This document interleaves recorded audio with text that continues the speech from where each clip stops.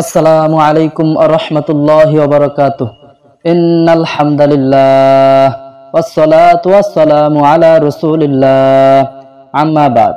প্রিয় ভাই ও বোন, আশা করি আপনারা সকলেই ভালো আছেন।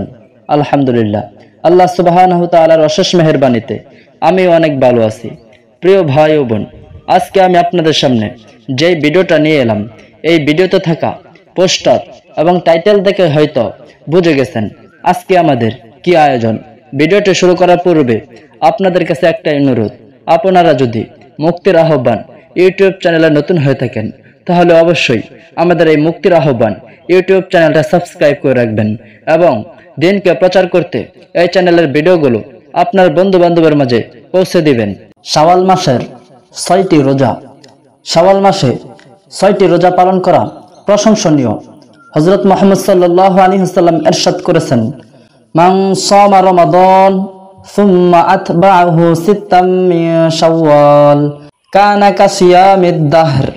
যে ব্যক্তি রমজানের সাওম পরিপূর্ণ করলো অতঃপর শাওয়াল মাসে 6টি সাওম পালন করলো, তাহলে তিনি পুরো বছরের সাওম পালনের সওয়াব প্রাপ্ত হইবেন।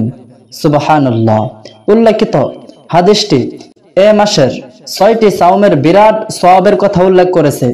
জ্ঞানী ব্যক্তিরা এই হাদিসটির এ মর্মে ব্যাখ্যা করেছেন যে শরিয়ার স্বীকৃত নিয়মানুযায়ী কোন ভালো কাজের 10 গুণ বেশি সওয়াব পাওয়া যায়।